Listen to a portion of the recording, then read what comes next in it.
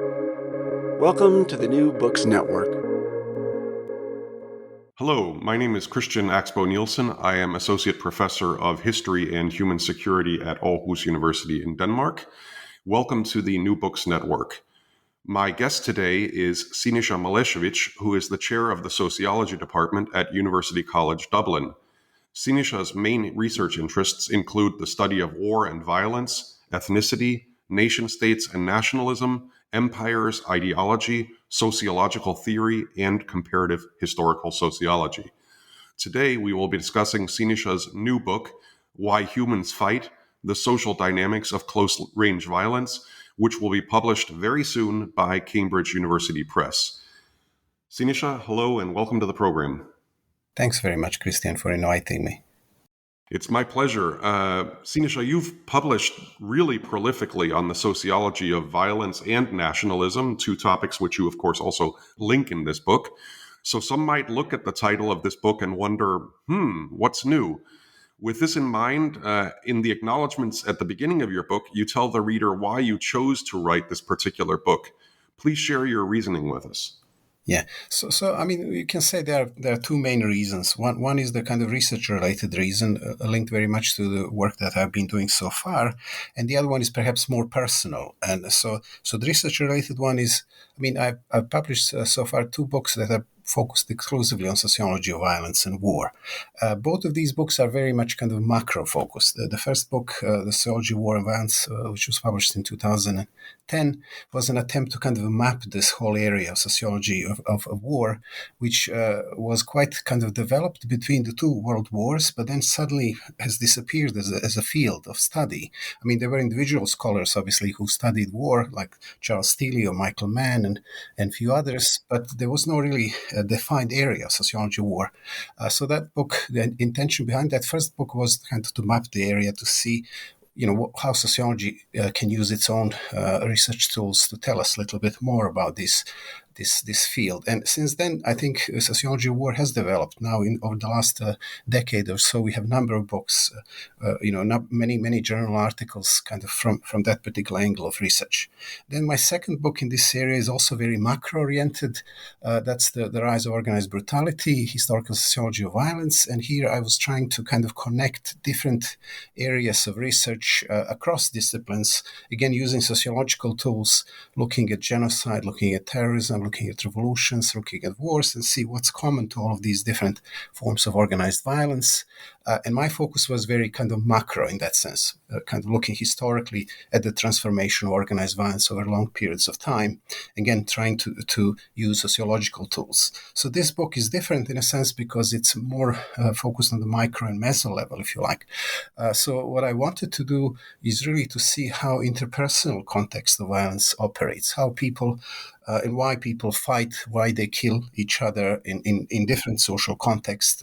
Not necessarily, but war is obviously important, revolutions and all these other contexts, but also in the context of crime, gang violence, homicides, and things like that. I wanted to see what's common. Is there anything here that sociologists could study as a common sociological project, if you like.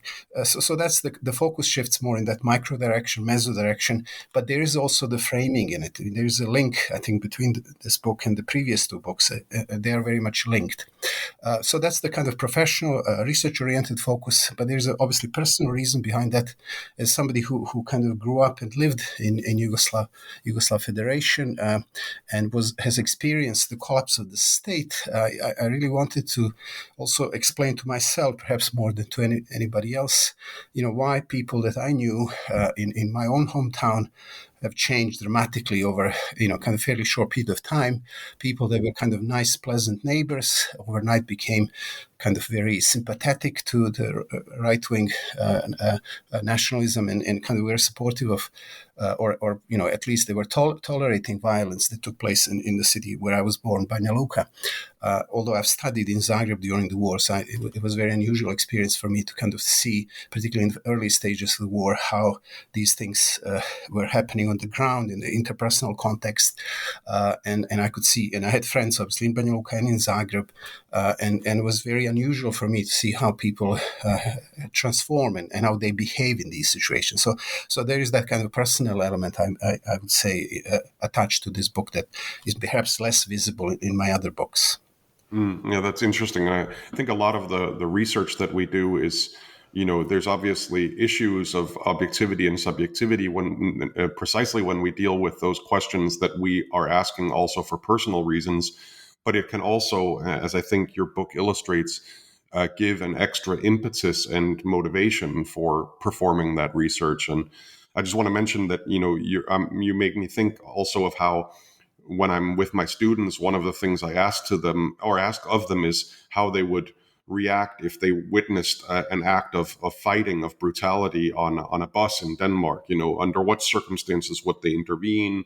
What considerations go into that and such? Now, this gets us to the next point, which is that in an earlier book, which I also quote often to my students, you wrote that there is a human obsession with violence, and you contrast the extraordinary degree of public and scholarly interest that we have in historical figures such as Hitler and Stalin with, for example, the much lesser interest in paragons of nonviolence such as Gandhi or Mandela.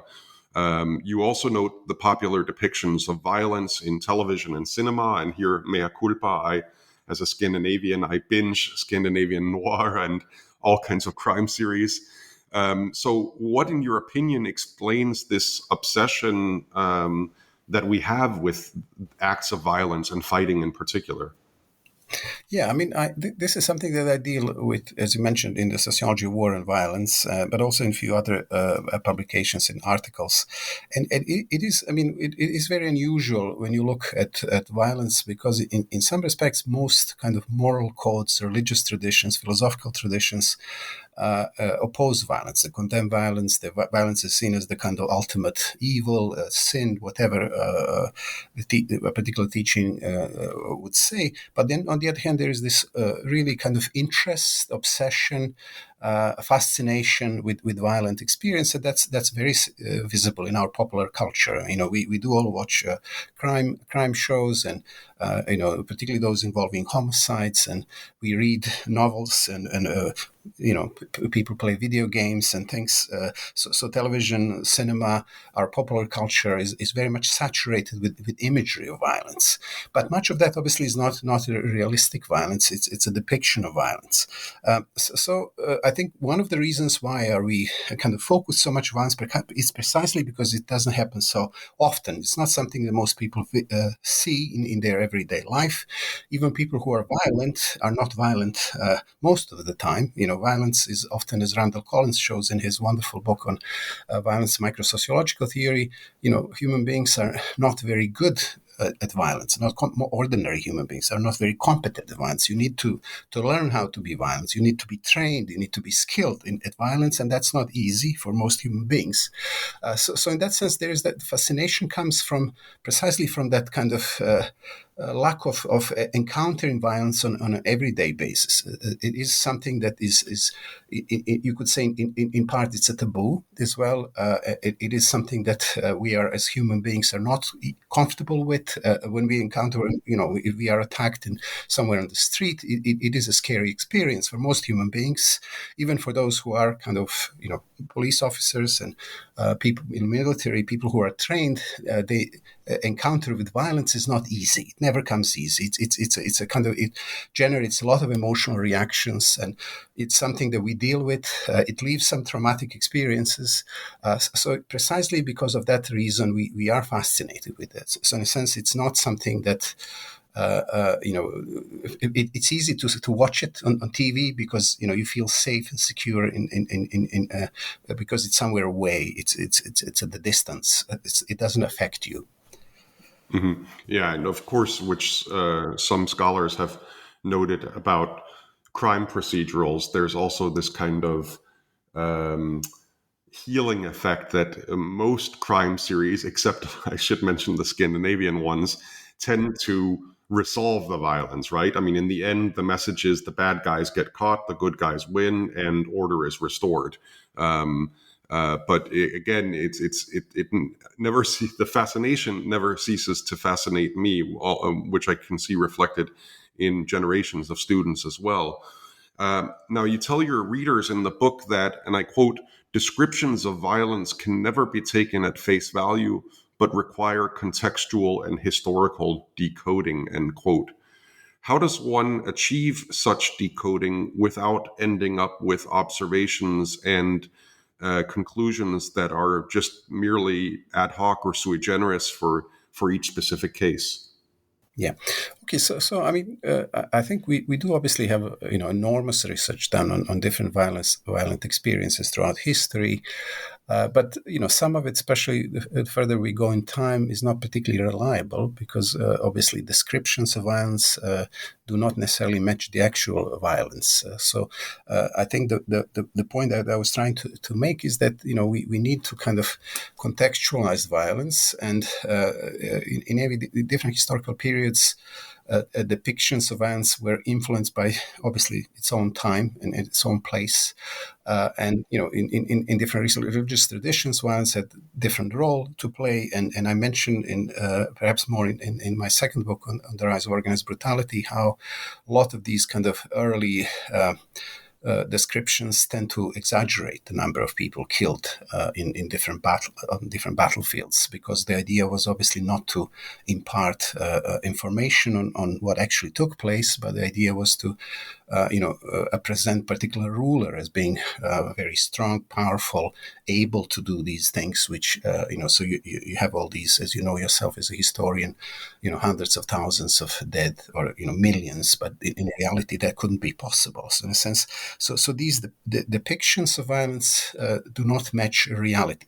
But even when they do, it's obviously, in a more contemporary context, when we have a very much reliable information from historians, from anthropologists, from many different disciplines, it is important to see how we can kind of make sense of different historical and contemporary experiences.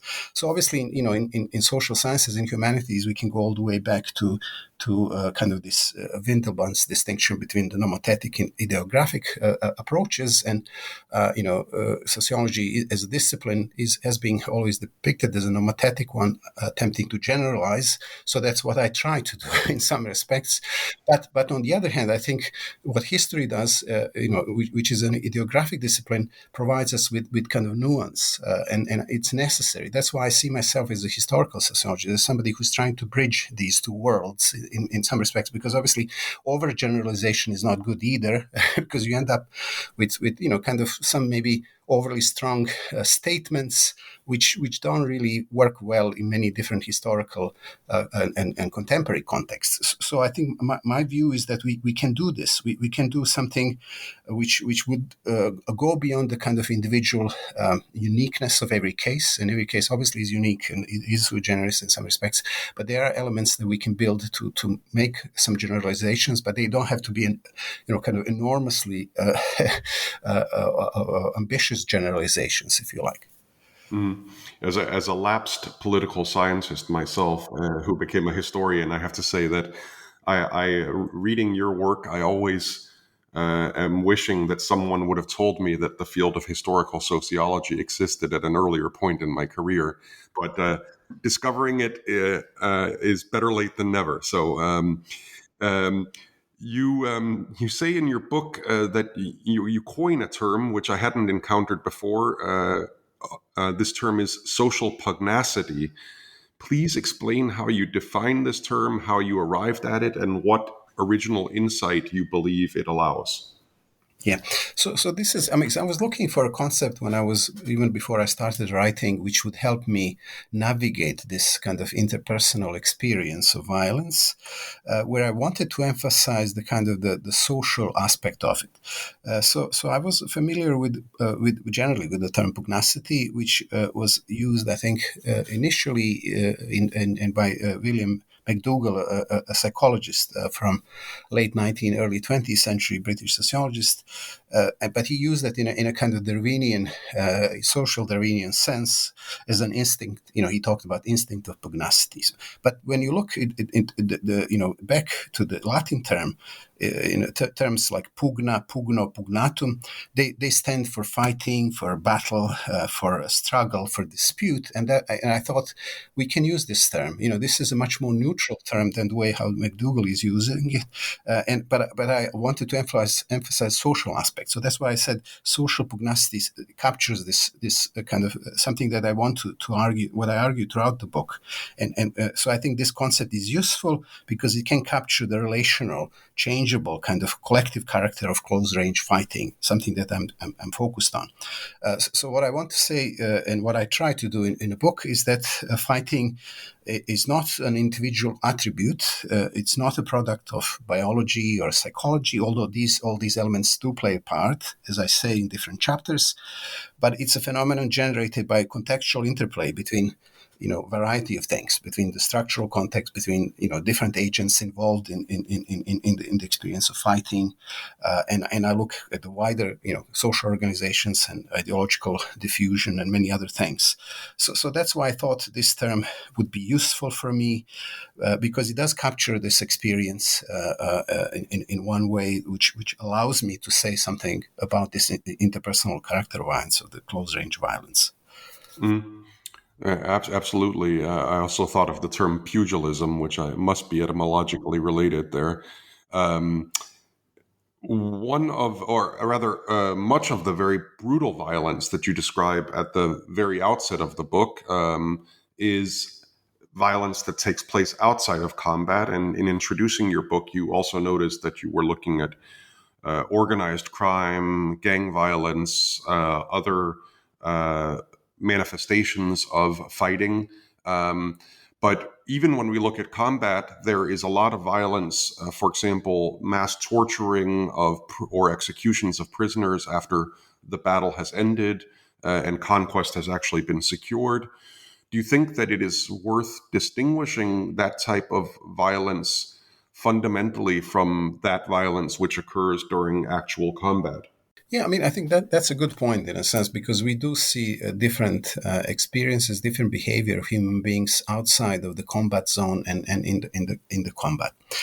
However, my focus was really looking for also some similarities, because even when you are in a combat zone, there is a difference between fighting that is fairly symmetrical when you have two sides which are more or less of equal strength, and the way how they behave and the way how we can always think obviously about trench warfare, First World War.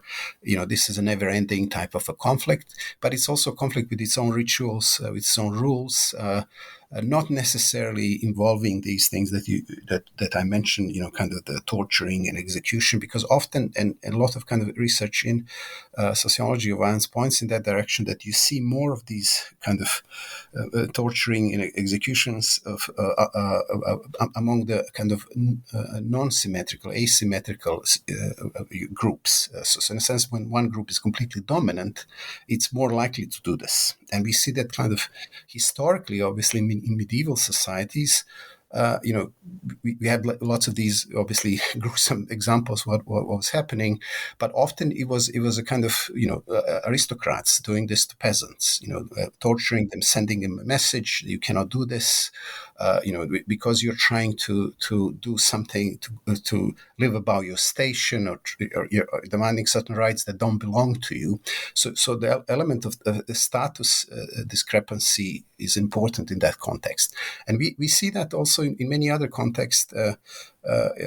Fuji's work on Rwanda is interesting. Also, the kind of this symbolic character of this of abuse, and obviously in the Yugoslav wars, we saw a lot of this happening. Also, particularly in the part that you've done research on that, so kind of the role of paramilitaries and the kind of the symbolic abuse that is associated with, for example, male on male rape, which was very very very prevalent, particularly in the Bosnian War, and a lot of research now is coming out of this, which has that element of humiliating the enemy, of kind of establishing these hierarchies, status hierarchies between the two sides. But it's not something that happens on the battlefield. So you're right in that sense. These are different experiences, but my focus has been largely more on kind of on interpersonal context of fighting, and perhaps this is more symmetrical in a sense. So I didn't really study, although I do have that in the second part of the book, which is much more empirical, dealing with the interviews of the former combatants, where you do see experiences that they do mention experiences of torture that they participated in, but that they've heard of or witnessed indirectly and things like that. So this was happening and is part of many kind of violent experiences. Obviously, gangs do that often, sometimes in a more systematic way, because this is an important element of bringing somebody into the gang or differentiating who belongs to which gang, and also if you do something which transgress the rules of the gang behavior, torture is a mechanism of sending a message. So obviously there are differences between the professional organizations that avoid these kinds of things, or if they do it, they do them hiddenly in, for very instrumental reasons, and organizations which are less professional. So they rely more on torture, they rely more on kind of these kinds of things, because they don't have a complete organizational capacity. So this is a different mechanism of control. Right. I mean, I think one of the interesting aspects is of the book is the truly global reach of it. I didn't sit down and make a list, but you certainly have examples from many different continents, and of course, you also have a lot of reflections on the meanings of fighting in various cultures, from those that are quote unquote more aggressive to those in which it is quite clearly not condoned and is less acceptable.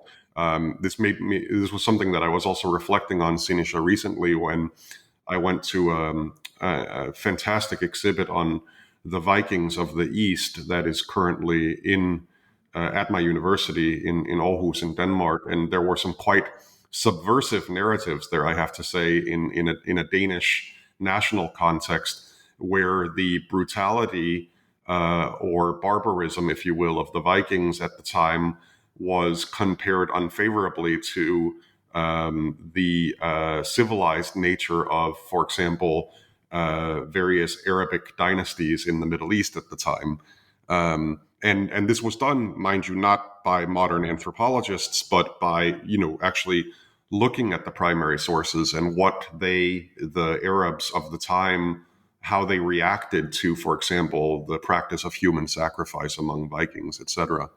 I think that's a very good. Sorry for interrupting. Yeah, I think sure. that's a very good example. It's an excellent example because that shows us. In a sense, when you have a much better organizational capacity, as Arabs did at that time, when compared to kind of Vikings, you are less inclined to rely on these mechanisms of torture or kind of something that we would call barbaric practices, because you have other mechanisms to do that. You can control people on a much more successful way than and when you don't, and that's the nature of medieval Europe, you have to hang them, you have to kind of torture them, you have to kind of cut their heads off and put them in front of the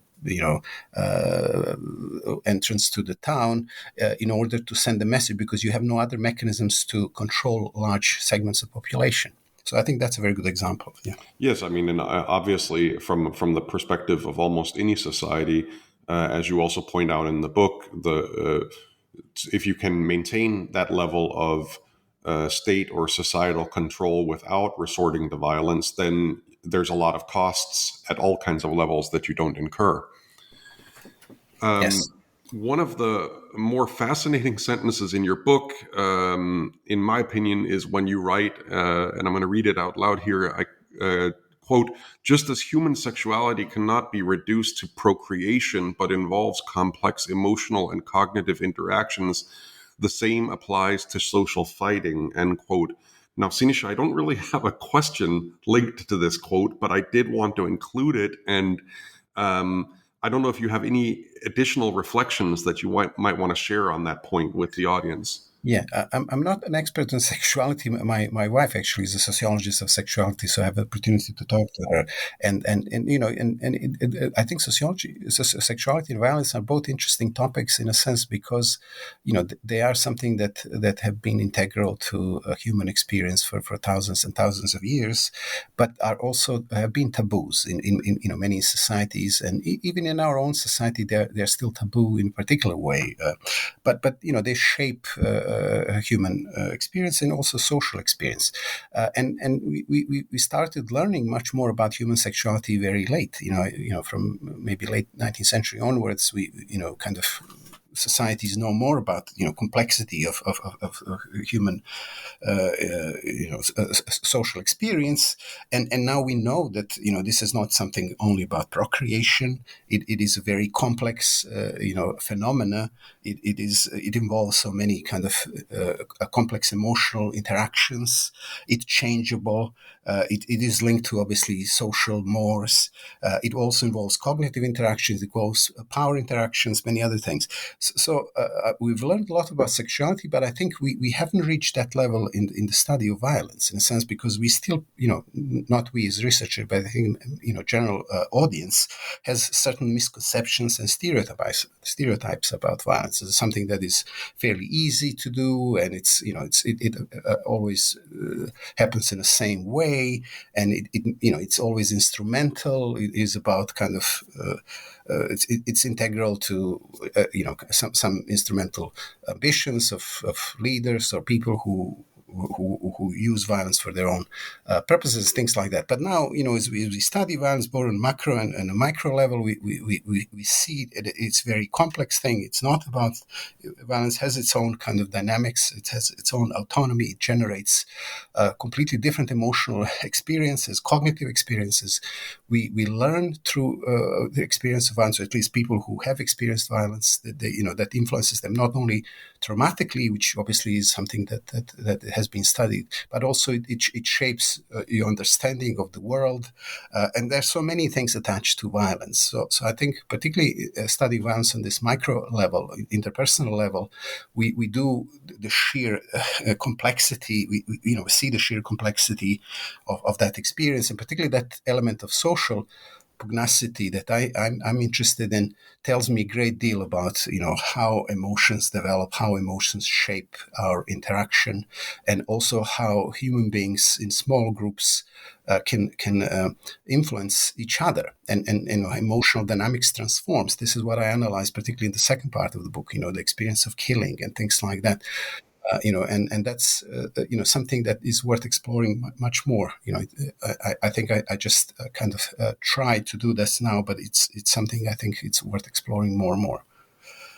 Right, and I would also look forward to seeing you with or without your wife exploring the intersections of the topics of your research and hers, because there's a lot of questions that have been raised there, and at least I'm certainly no expert on that, but just based on what you say in the book, as well as the examples I'm familiar with from the former Yugoslavia and other conflicts, there's so many questions that one asks about the intersection of violence / fighting on the one hand and sexuality on the other hand. So I think that's what really made that sentence of yours jump out at me. Now, Siniša, that I've worked at the International Criminal Tribunal for the former Yugoslavia, the ICTY, and one of the things that I heard from a lot of people who worked in the police in Bosnia, for example, before the war, were explanations such as they would say to me, well, Christian, before the war, everyone in Yugoslavia knew who the troublemakers were in my town or my village, and the authorities kept them under wraps. When they did something bad or when they got drunk and provoked or participated in acts of violence and fighting, then they would be punished and life would go on, and it would be clear that society did not condone such acts. Later, however, when Yugoslav society started to disintegrate, those very same authorities, this could be at the municipal or regional or Republican levels, actually started enabling those pathological actors. So I was curious, what do you make of that explanation? Does that ring true to you? And what factors do you, as a historical sociologist, identify that cause social structures to shift from preventing violence to enabling it? Yeah, I think that's a great question, and it's a huge question, really, to answer.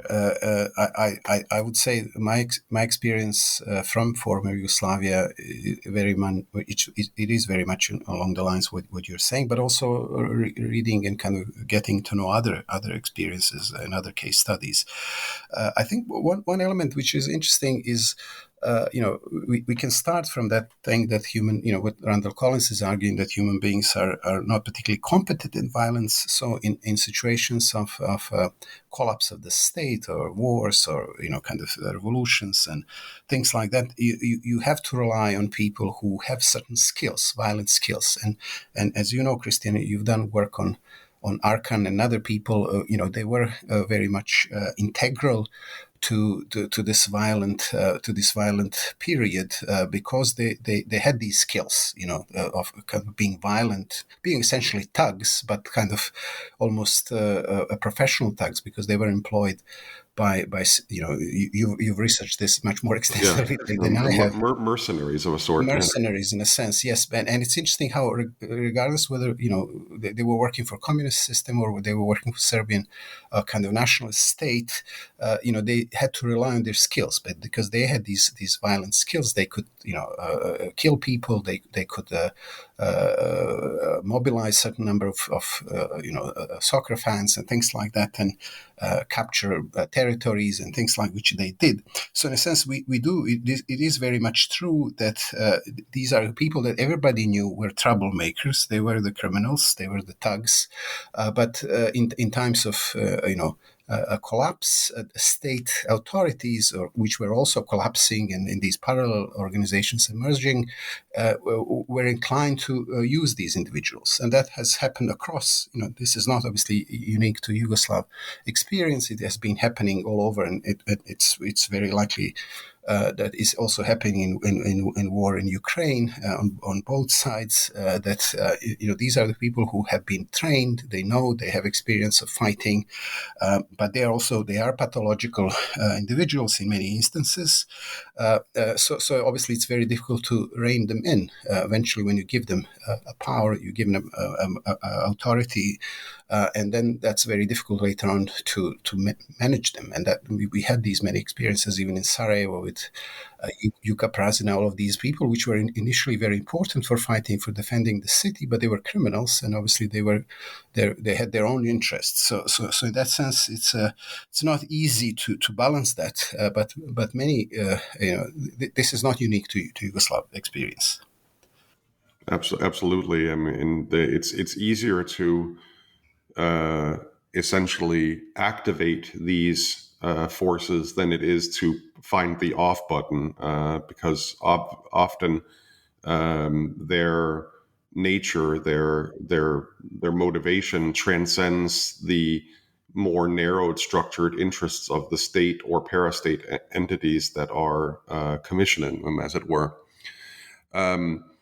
Now, this gets us to the empirical side of the book, and I'd like to ask you to just give us an overview. Obviously, other than my privileged self, the listeners will not have read the book yet at this point. So please tell us about some of the empirical case studies that you use in the book and why you chose to include them.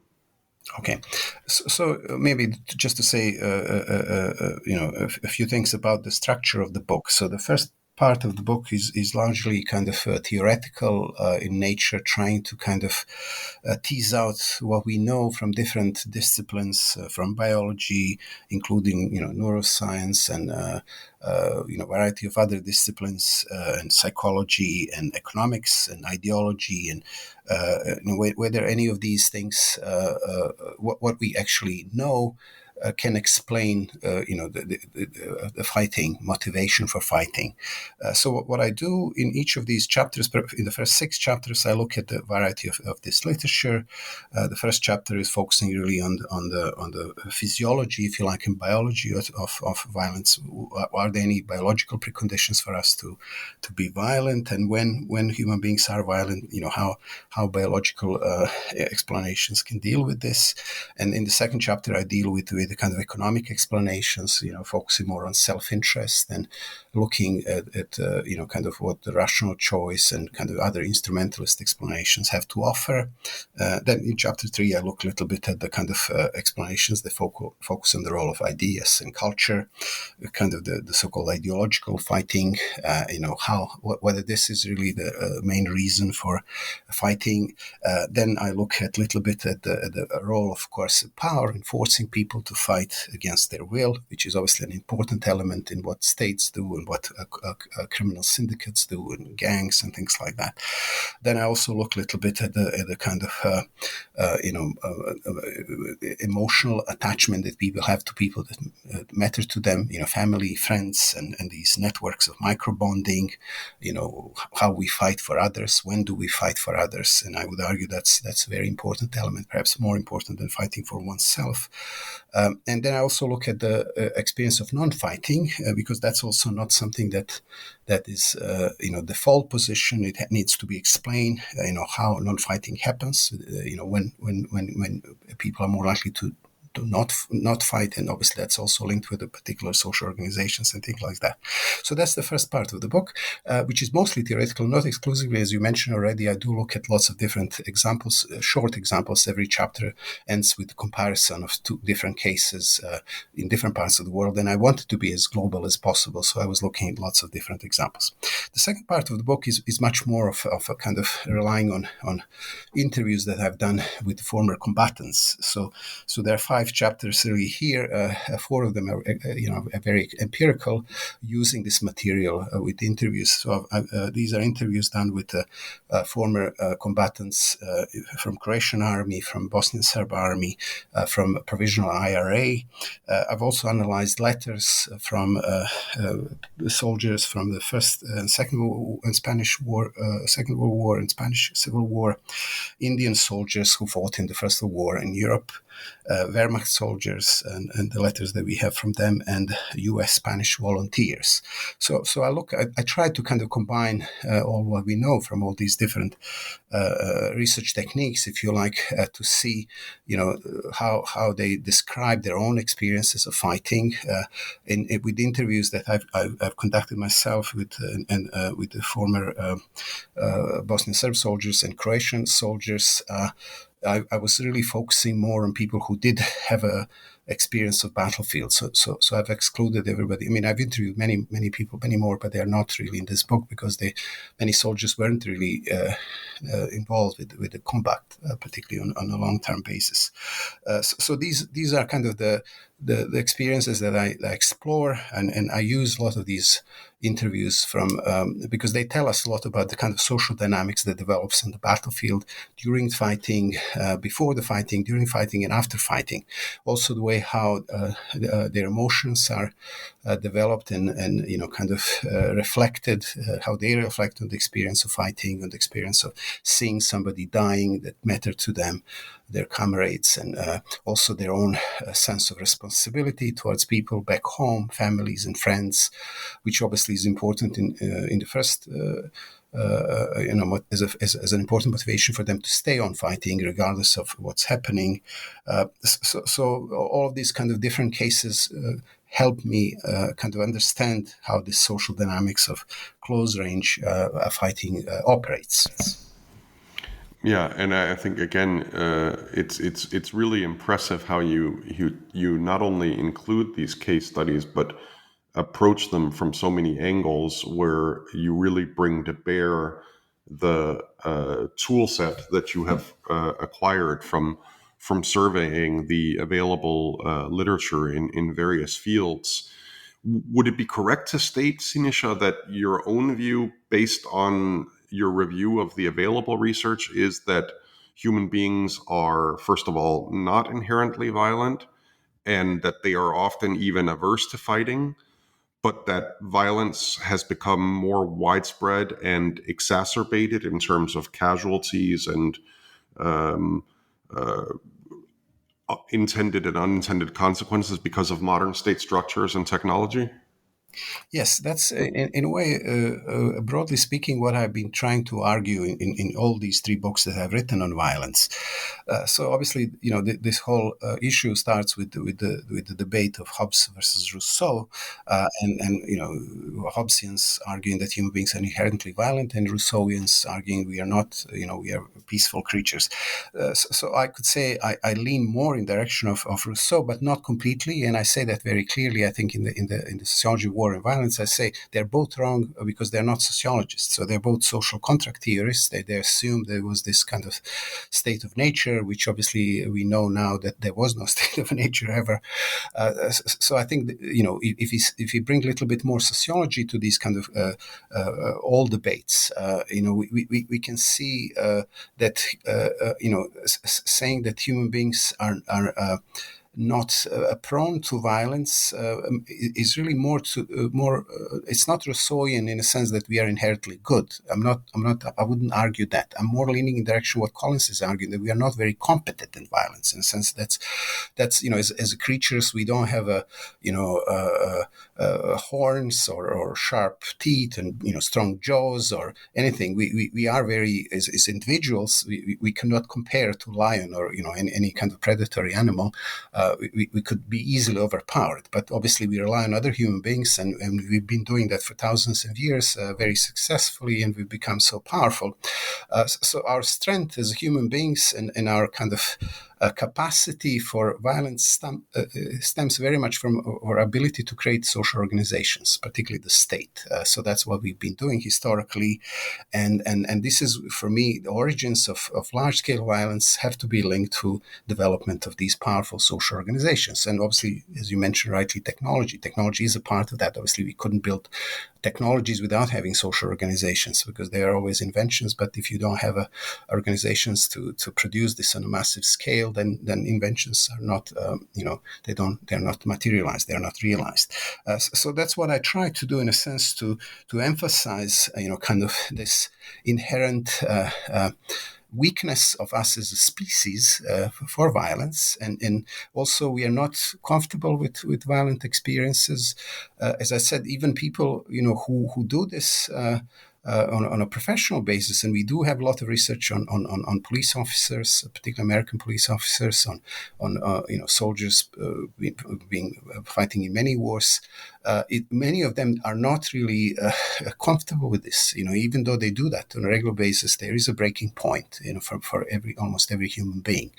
So in that sense, what matters is really looking at social organizations that have increased their capacity over hundreds of years or over thousands of years, and that's what I do in some respects in my 2017 book, The Rise of Organized Brutality. I try to show that this increasing capacity for violence is linked with social development. It is linked with capacity of these big and powerful states. Well, I think, there's a point in your book that I chuckled out loud, because you in a kind of humorous way dismiss what, and this is not your term, but what is kind of the almost comical inadequacy of the human body as a fighting instrument. As you said, we're not sharks, we're not lions, and yet, the paradox which we are living with is that the human mind is supremely lethal, in the sense of having not only developed these state structures, which of course can do much good, but also can do much harm, as well as, of course, the technology that enables us to literally obliterate other species, as well as potentially ourselves from this planet, both inside and outside of armed conflict. And again, that's where I really like your work, because you do survey so many fields. So now I'm going to ask you a question with a little bit of an introduction that I can tell you, Siniša, is a question that, although none of our colleagues has explicitly asked me to ask you this question, I'm sure that they all want to know the answer. So by way of introduction, when I took my comprehensive oral exams at Columbia University as a history PhD candidate. I remember afterwards my late doctoral advisor, Mark von Hagen, saying to me, Christian, this is the last time in your professional life that you will ever be able to read so broadly. From now on, you will be struggling to keep up with the scholarly literature on increasingly narrow topics.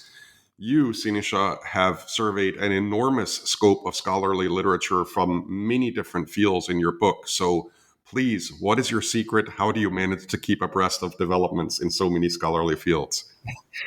Yeah, maybe I do the opposite what your supervisor said to you.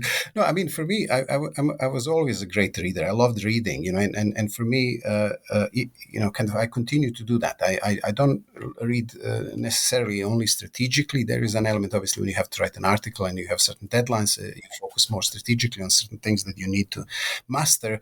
But I kind of read almost every day. And I always read things which I find kind of interesting, puzzling, even though they may not necessarily be related to what I'm actually working on. So in a sense, I think that's perhaps the way how you kind of connect all these different areas. Although I could say I'm also, I mean, I have a few research areas that I do more research, more reading in general than others. I work on violence, I work on nationalism, I work on social theory. So sometimes I try. I mean, I say if I study violence, I have to read as much as possible from very different disciplines, because I have to learn. I have to from other people. I have to learn from what other disciplines have to say about this phenomena. So I always feel like it's not adequate for me, even though I'm a sociologist, trained sociologist. That's not enough for me. I have to read, everything more or less what's been done on violence in order to say something, but still kind of maintaining my own sociological kind of angle on all of it. So when I read something which is from paleontology or anthropology on violence, I try to bring sociological glasses to it and try to see, okay, let's see what does this make sense? In how these people behaved in that time. Because obviously, as human beings, there are so many things that are common to us, regardless of when we live. So you're right. It's not easy to kind of survey this enormous literature, and this literature is there's more and more of it. But the problem is, a lot of it is becoming more and more specialized. So I think.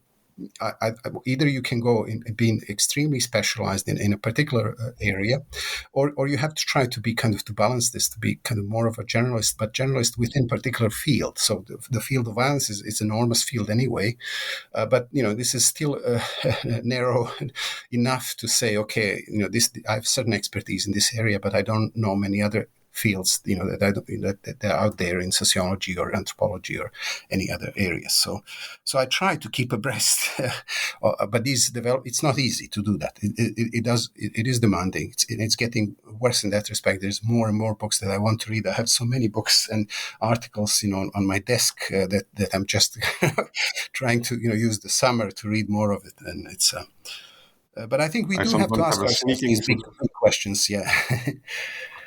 I was going to say that I sometimes have a sneaking suspicion that all the time that I've spent in my life watching television series and films that are about violence or fighting, that's the time that you were actually reading scholarly literature about violence or fighting. No, I watch films as well. Okay, good.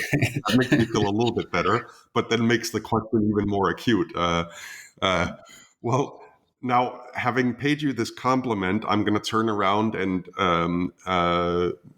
ask a question that some might perceive as being a little bit of a backhanded compliment, but it certainly isn't intended to be so. So, I've read, I think I can say most of your books, and I've noticed that in them, including in this one, you often systematically and in a very keen and precise and also enjoyable way, you tackle each of these large thematic or disciplinary approaches to the topic at hand.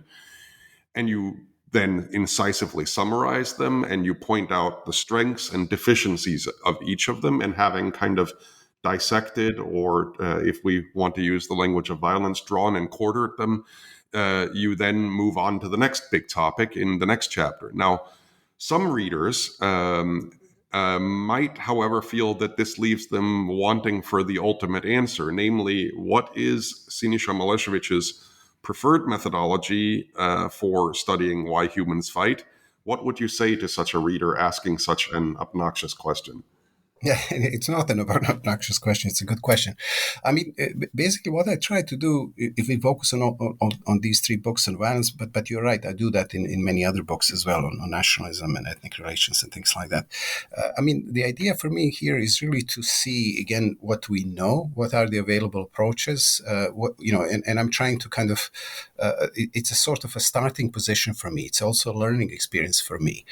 So when I was reading and adjusting all these different literatures, I was trying to kind of summarize them to say these are the key issues here, these are the key points, these are the key answers that they provide. But I find them, problematic for these and these reasons. This is what's valuable, what's good, what's worth preserving, what's worth building on. So that's usually the kind of the first or second step that I do. But I do kind of try to kind of develop a theoretical angle, which is present in I think in all of my particularly last 5 books or so, where I focus on these 3 processes, which I find the most kind of important. They're not the only processes, but I find them useful for organizing, my own understanding of these phenomena. So I look at this, kind of coercive organizational capacity, how it grows through time and importance of it. That's very visible in my 2017 book, where I'm very explicit about this. And then I look at the wars and revolutions and terrorism and genocide through this prism. Then I look at the role of ideological capacity and penetration through society. And I also look at the micro level, what I call the micro solidarity, development of micro solidarity. So these 3 processes are present in most of my books, particularly in the last 5 books, as I said. And that's a kind of theoretical, they are the main theoretical tools through which I organize this knowledge, through which I criticize alternative perspectives, and through which I try to explain, the phenomena that I study. So this is not an ultimate answer. So I don't provide an ultimate answer, but I do provide kind of an angle through which we can perhaps start understanding the phenomena that I study. So even in this book, I do this extensively. First half of the book is very much kind of engaging with what's out there, what we know, and I recognize the importance of many of these perspectives. But I then again say, okay, economic reasons, biological reasons do matter, but they don't explain this phenomenon. But I say ideology does matter more. I say organizational power and coercive power matters more, and I say this kind of micro bonds matter more. So then I work more and bring the kind of these tools that I've developed in previous books to explain this phenomenon here. But then I add also a few other things, the role of emotions and things like that. So in theoretical terms, there is a particular perspective that I've been developing now for a while, perhaps last 15 years or so. And it's cumulative in a sense. You could see how it links. Different books are linked very much. The way how I explain nationalism in, let's say, Grounded Nationalism book, or in the 2013 book Nation, States and Nationalism, I use similar tools to explain violence, but obviously context is different and phenomena is different.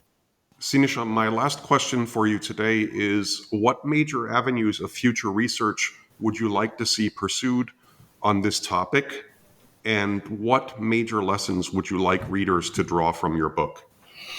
Okay, so obviously violence is an enormous topic that has been studied by so many different disciplines, but there is still not, I think, enough interaction between different disciplines. So we have the kind of psychology of violence, we do have sociology of violence, anthropology of violence, and so on and so forth.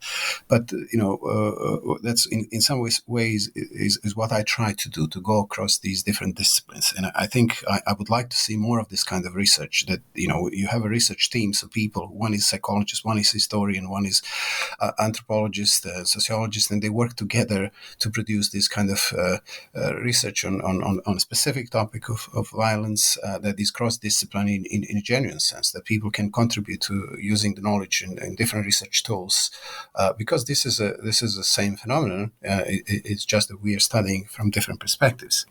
There is also that element of kind of research which is either overly macro macro-based or overly micro-based, and I think we need more kind of interaction between these two. This is not easy because people who do macro type of research on violence tend to be historians, historical sociologists, people who have kind of long-term vision and knowledge of different historical periods and historical epochs, while people who study microsociology violence tend to be mostly psychologists, microsociologists, who are kind of looking at the specifics, minute details of interpersonal violence. And but I think it's necessary to do this kind of work. I mean, I don't think one person can do this. I mean, I try to do that, but obviously I don't have all these skills, and having research teams doing these kind of work, of studies would be much more productive, would generate much more for us, to know more about violence. And there are obviously this specific context of violence, specific experiences of violence, particularly organized violence. So we do have, let's say, a lot of research on theories of and kind of experiences of revolutions. We have that on genocides. We have that on terrorism. We have that on wars in general. But again, not as much interaction between these different fields. And I think that's also an area which will be good to do this, to bring people who are experts on revolutions and people who are experts on genocide and war and terrorism, and see what they have to say, how can they make links, because there are obviously links. We do know that people who take part in genocides and revolutionaries and soldiers, have some similar experiences. So I think that's worth exploring. Also, differences that they show are worth exploring. So these are just kind of some very general, vague visions of how this field could develop further across disciplines. Well, that certainly sounds like a lot of potential research that's waiting to be done there. And I think anyone who reads your book is not only going to learn a lot about this, but I think also feel inspired to, first of all, go and read much of the literature that you have marshaled and identified, and hopefully also to go and conduct relevant research that will help answer some of these questions you've indicated. Siniša, thank you for a very interesting and also insightful interview. Today we've been discussing Siniša Malešević's new book, Why Humans Fight: The Social Dynamics of Close-Range Violence, which will be published in early August 2022 by Cambridge University Press. Thank you so much, Siniša. Thank you very much, Christian, for organizing this event and for your very insightful questions. Thank you, and thank you to the listeners. This has been another episode of the New Books Network. Take care and read lots of good books. Goodbye.